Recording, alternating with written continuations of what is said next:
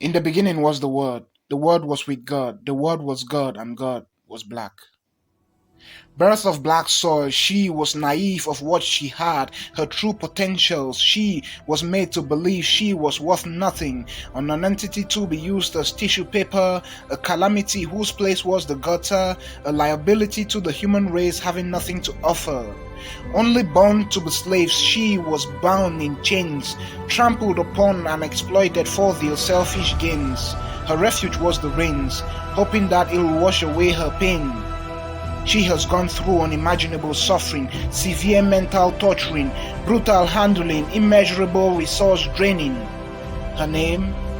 Africa.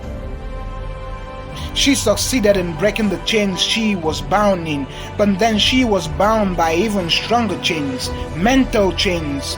So she graduated from physical slavery to mental slavery, handicapped so as to keep her forever dependent, spat on so as to break her morals, so as to dissolve her self-esteem, lied to so as to wipe away her culture, instigated to fight her own self, infighting and inflicting upon herself life-threatening injuries, convinced to travel to foreign land for greener pasture while being exploited of that same pasture and even more.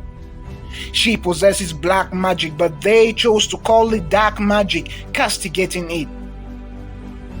With gluttons as leaders, she was easily sold off for 40 pieces of silver. 40 pieces of silver. Is this her worth?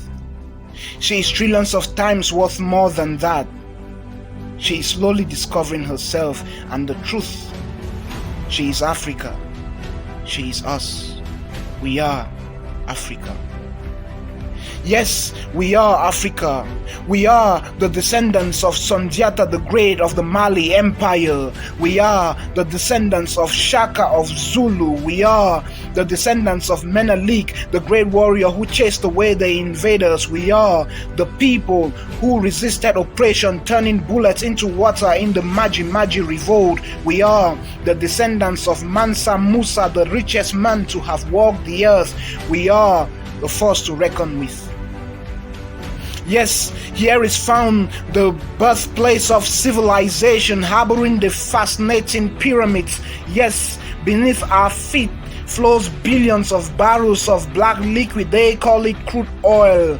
From the blazing Kalahari Desert through the wide, amazing and rich Congo Basin to the vast Sahara Desert, we are a diversified people, possessing riches beyond what the mind can imagine. Why then do we have to fight for what is ours? Why do we have to struggle to survive? We have to rekindle our African values, reinstating the Ubuntu spirit, build up our morals to be as high as the beautiful Kilimanjaro. This is the land which bred legends. We raised our fists to the air and screamed Amanza as we marched with Mandela. Those same fists to the air as we hailed Thomas Sankara, leaped in jubilation as the likes of George Weah and Roger Miller made us proud. So we danced to the rhythms of Afropop and Makossa.